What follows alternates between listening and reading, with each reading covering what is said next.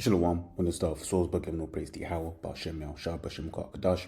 Double honors to the apostles of great Moson, and honors to you, brothers, doing the work of the Most High in truth and in sincerity.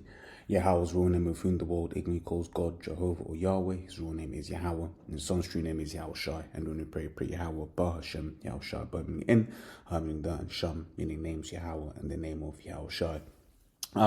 So this is a question that I asked the robot. And you might be asking, okay, how is this relevant? But it's like in these last days, this is certainly something that Esau is, planning to push, this idea of, say, net zero, this idea of, people not being able to, go outside the confines of their, the place where they're at. You talk about, 15-minute cities and this, that, and the other. Okay, the lockdowns that we saw before, right? All of these things have real world impacts, right? So I asked the robot, it was like, all right, cool, not assuming any major event caused it, i.e., not something like, the CV that we saw in 2020, right? But I was like, yeah, not assuming any major event caused it. What would happen if for no reason at all tourism just stopped? And it reminds me, I forget the name of it, but a documentary that I used to watch on Discovery, which this is going back over maybe even 2 decades now, but at least over a decade, around 15 years, where the premise of the show was what would happen if humans just disappeared. So no major catastrophe, it's just humans just disappeared. And what was talking basically about how, a lot of it was just how nature would just retake, the earth. Okay, it was actually kind of an interesting show, right? But that wasn't kind of the thought experiment that I was going for, right? It says, how would that affect a local communities? What percentage of the world is reliant on tourism, and what nations would be hardest hit, etc. Right. So, and once again, the reason that I asked is, you speak to different people, you go different places, and you see just how much of an economy, especially in these quote unquote third world places, how much of an economy is reliant on tourism. Like, for instance, I remember watching one video in based out of Thailand. And it's a video, with YouTube now, there's just a whole load of slop on YouTube, people just putting up content for the sake of views, right? But they were basically just talking about how you'd have like whole apartment buildings, hotel buildings, and like basically no one is there, right? So then that means all the people that work there are struggling, and etc. So you start asking yourself, okay, cool, what effect does that actually have, right? Because when Esau is proposing these things, he knows that people are going to die from it. He knows that people are going to be pushed into abject poverty, right? So the robot said, I'll treat this as a clean stop thought experiment, then ground the scale with current tourism dependence data rather than assuming war, pandemic, or disaster. A useful distinction: tourism stopped is bigger than foreign tourists stopped. If domestic holiday travel also disappears, there's no fallback demand to soften the blow. But which is a good call out. But the point here is that actually, when you're looking at places in the third world, right, quote unquote holiday destinations, you start to realize that actually he has built a world where people have no. Some people in some of these nations have literally no other option if the tourism industry stopped. Okay, and let me just grab this as well, because I keep saying that, but he knows that by stopping tourism and this and that, which there's a good chance we laws, or we see that this year with when the real impacts of the Strait of Hormuz actually start being felt. Okay, because it's funny, because it's almost as if everyone's just forgotten about that's been closed. And a lot of the things were saying, even that, right, a lot of the things were saying that if it wasn't open by mid April, that there would be catastrophe to follow, right? And mid-April's come and gone. It's July now, right? And it's still not fully open, right? But even, I remember was at the camp, we asked the similar thought experiment, like if it was to open today, how many people would still die? And it was in the millions, okay? So this is Habakkuk 2 and 5, yea, also because he transgresseth by one his philosophies, right? He is a proud man, neither keepeth at home, who enlargeth his desires out. And this is why there's a third world, right? He's a third world so that he can, which, when you're talking about neither keepeth at home, you look at his military, it's all over the place and stuff like that, right? But it's like when you observe when these Edomites and travel around the world and you're seeing what they're basically getting up to, right? Especially if it's an older Edomite male, right? In certain countries, they're just there, for sex tourism. And one of the things as well is observing is that a lot of Edomite women do it too, right? Go abroad just for the sake of sex tourism, okay, right? So that they can have their desires fulfilled, right, whilst exploiting the local population. It goes on to say, and is as death, and cannot be satisfied, right, but gathereth unto him all nations, and heapeth unto him all people. Now, the point that I wanted there is as death, right? He doesn't mind spilling blood, right? This goes into, the Israelites, right? But the point is in there.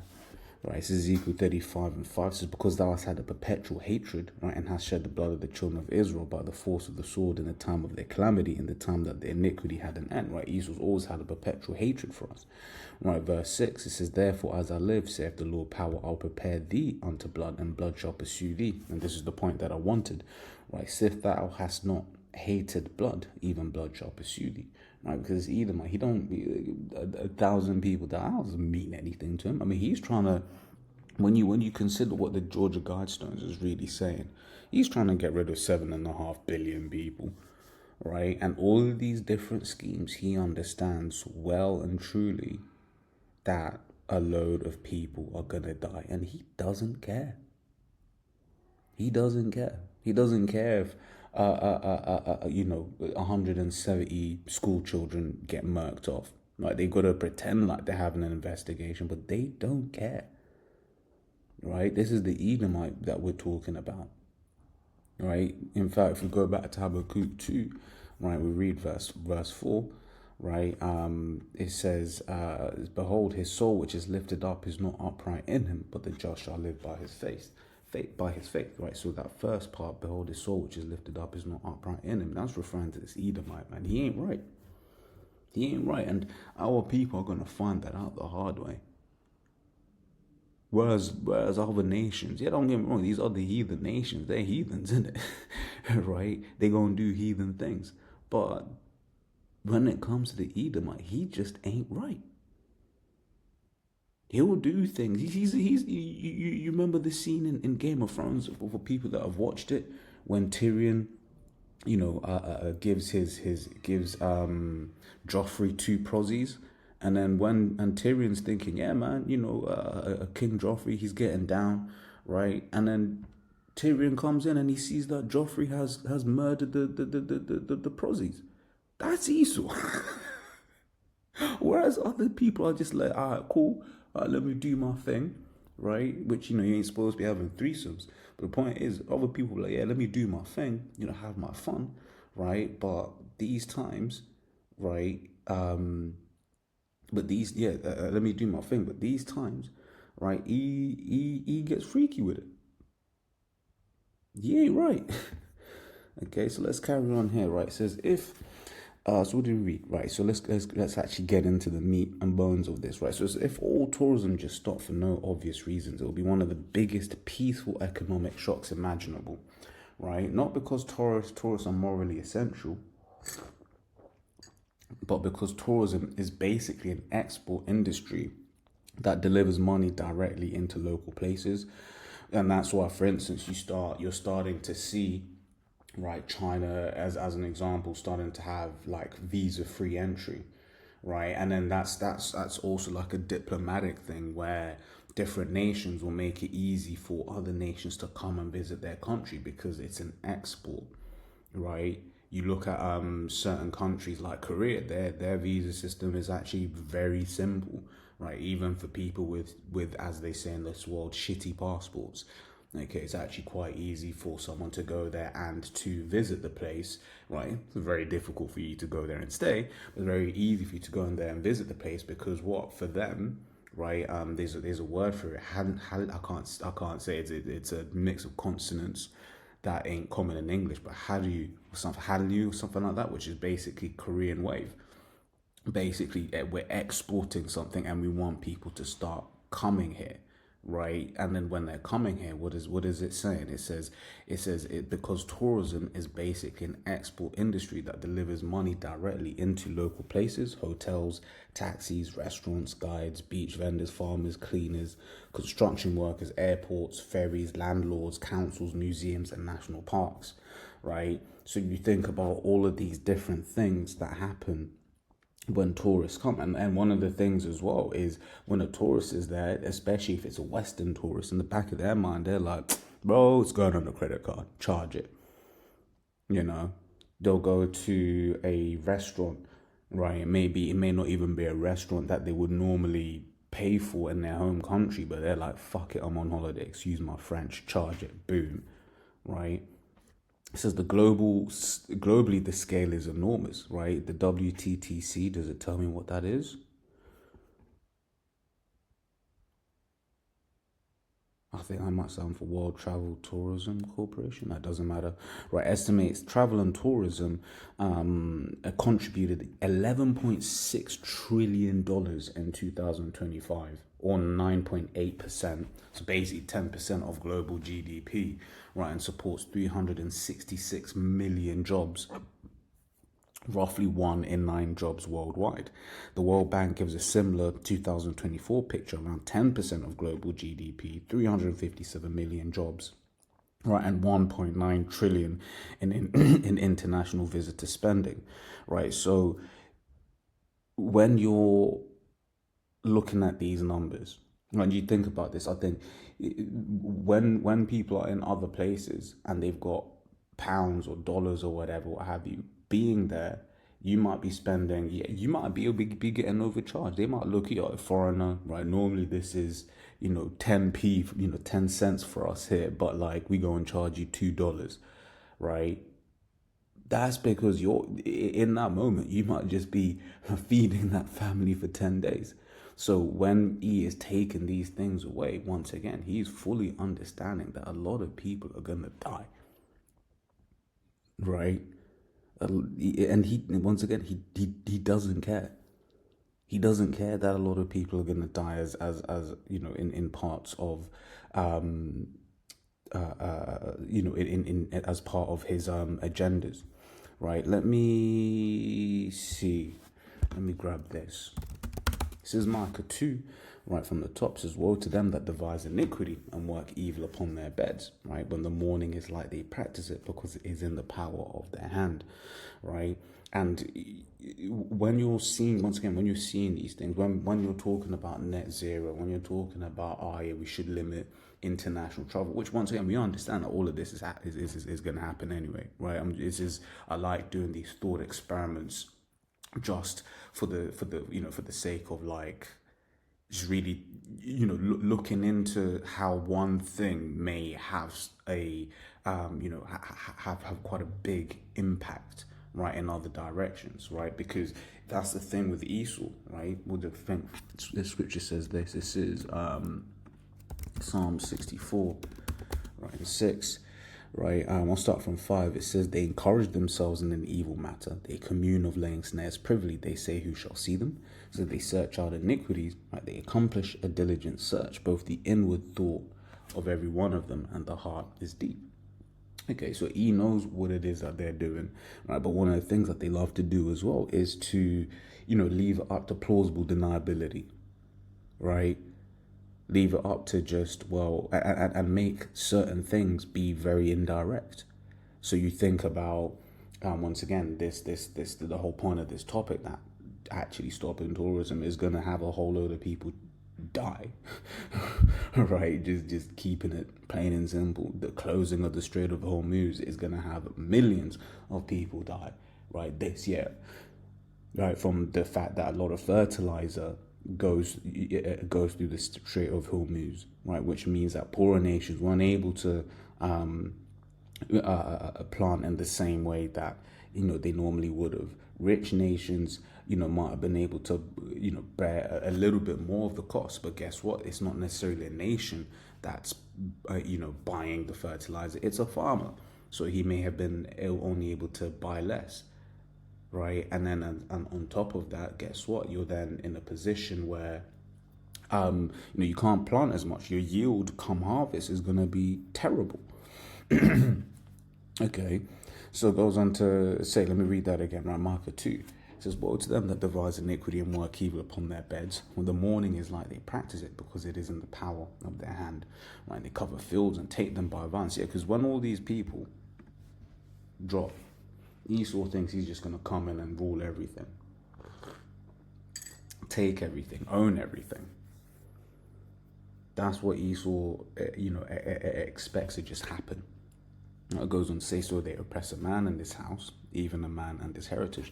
And the very fact that, he has made it such that you have certain nations that are just tourist destinations, that there is no economic activity in those areas, right?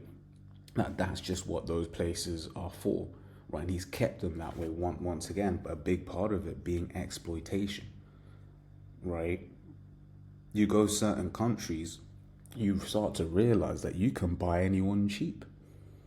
Once again, especially if you're traveling with dollars and pounds, you can go somewhere and just buy anyone cheap, right? Which, when you think about it, it's just like, damn, that's messed up, man, right? And because the thing is, it ain't like it ain't like when some of these men are going to these different countries that some do, but they're going there and just buying women cheap, just dealing with. And the thing is, it may not even be a woman that's a working girl. Might just be a mom that needs to feed the youths, and then there's a tourist in the area, and then she's just like, look, man, give me however much, right? And this is the world that Esau has created. It ain't gonna be like that in our world, where people are in abject poverty, right? To the point where they've got to sell their children.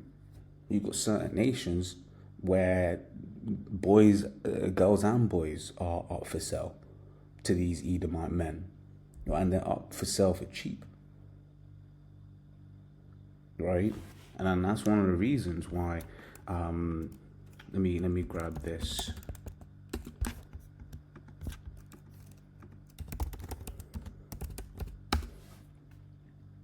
I'm trying to remember. Yeah, so let me grab this one first, right?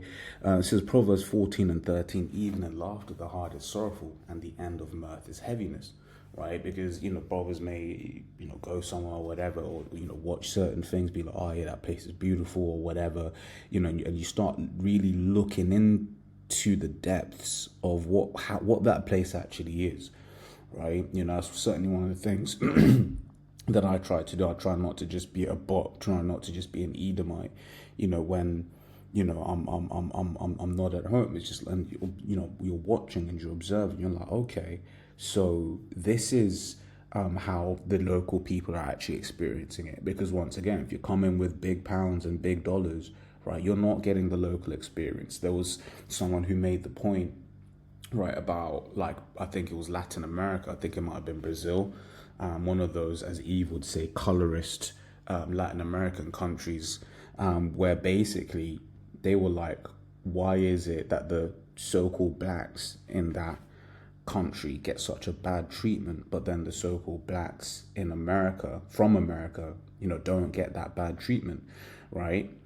Because basically it was like, oh, how can the two experiences be so different, right? A local so-called black person will be like, oh, this place is hella racist, but an American so-called black person is like, this place is cool, right? But why is that? Because you're coming with pounds, right? You're coming with dollars, and the people there, they're like, boy, I'm gonna give the best treatment here. To the end that I actually, can get a tip and can get paid. Right, and that's why there's a whole thing about being prudent, right? Understanding your surroundings, understanding the kind of people you're around, right? So it goes on. Yeah, so that's the point, because you may be somewhere, right? And then you actually start you start revealing and peeling back all of the different shit that's happening. Now this is going into just the heartache that it is that, or rather, that we have in this place, right? Where actually everything is just you may be with Arkim having laughing and joking, but at the back of your mind you're just like, man, this is hell. Right? You're like, this is hell, right? Brothers be going through it, right? Brothers be going through it.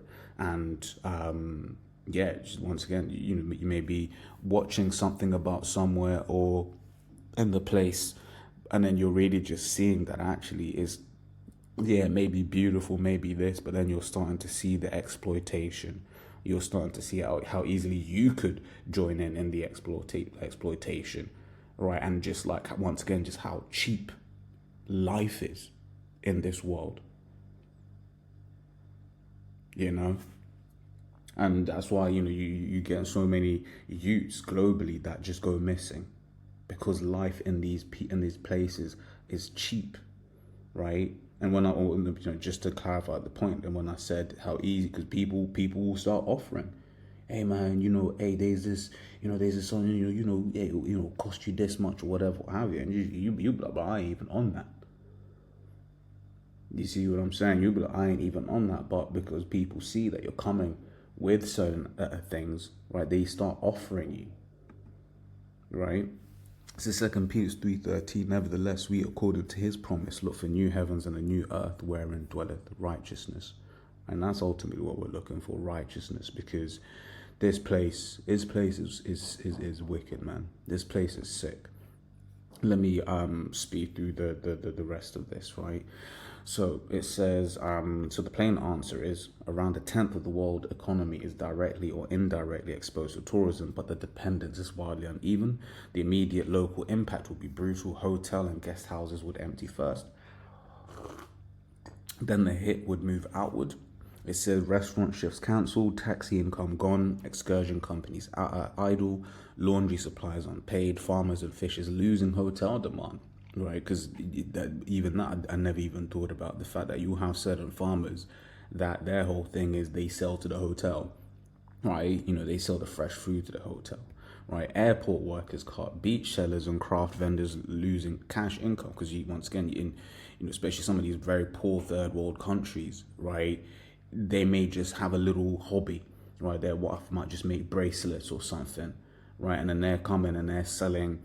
It may sell you for like $1 or whatever, right? But that for them, for that family, that means they eat today, and then without it, they ain't eating, right? It says beach sellers and craft vendors losing cash income. Tourism is labor intensive, and ILO estimates that more than 270 million workers, about 8.2% of the global workforce, are employed in tourism, right? It also knows that the sector is especially important for women, youth, migrant workers, and local communities, right? So once again, all of this stuff has real life impacts. People are going to lose jobs, right? People are going to die. Right? So for local communities, it would be uneven and messy. Some things would improve quickly, less crowding, less noise. But the economic pain will dominate in tourism-dependent places. And this is another thing that I didn't think about. It goes in a second, right? It says many communities would lose cash income before they could replace it. Small businesses would fail because they did not have months of reserves, right? This is the point. It says government revenues would fall from VAT, hotel taxes, park fees, airport charges, and business taxes. So if the country relies on tourism for foreign currency, imports become harder to afford and debt gets harder to service. That means the shock would reach even people who never worked in tourism, right? So the hardest hit countries would be small islands, microstates, plus tourism heavy European microstates, right? And you look at some of these, so like Aruba and the Bahamas, around 80%, right, it is tourism, right? Exports, right? It says, yeah, and Antigua and Barbuda, right? Cape Verde, 25%, Maldives, 21%, right? Seychelles, 25%, right? So the countries with the largest absolute losses would not necessarily be the most dependent ones. The US, China, Spain, France, Italy, Germany, Turkey, Mexico, Thailand, and Japan would lose huge sums because their tourism sectors are enormous, right? But they have larger, more diversified economies. A small island losing tourism is different, right? So it says in one sentence, if all tourism stopped, like the world would lose roughly a tenth of economic activity linked to the sector, right? Yeah, and then I always like to pad things for the robot because before the robot starts flagging me to Elon Musk and to Sam Altman, right? It says, so I asked it, sorry to get dark, but what could that look like in terms of loss of life? And then it didn't really give an answer. Because it was like it's actually kind of hard to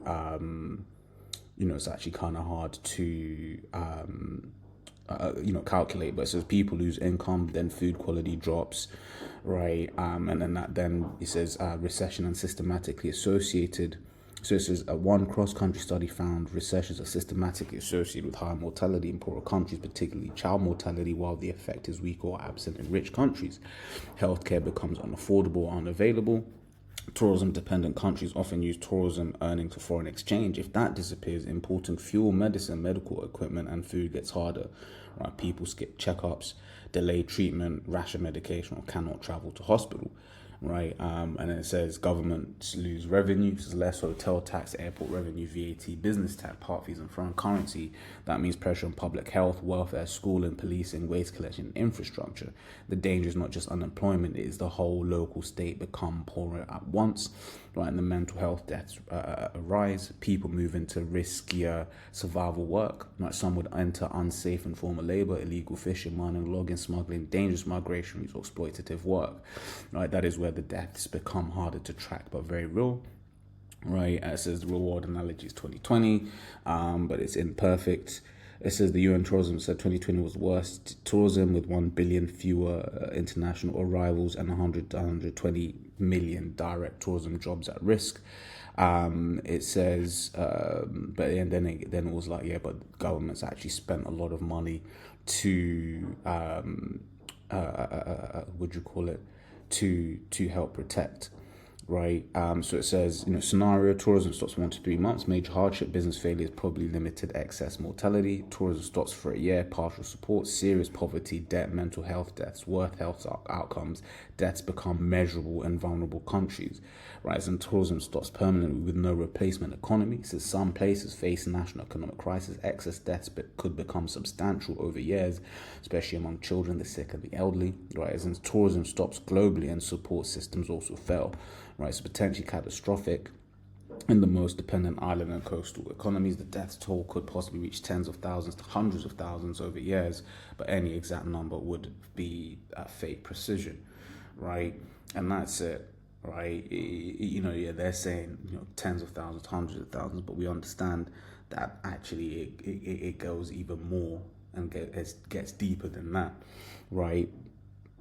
Because in the real scenario that E is about to bring, right, it ain't just gonna be because it just stopped. It's gonna be because fuel is harder to come by, right? It's gonna be because of disease X, right? It's gonna be because of this. It's gonna be because of that, right? And in all of these things, a lot of people are gonna die, and in all of those deaths, Esau ain't gonna care, right? So just a thought experiment.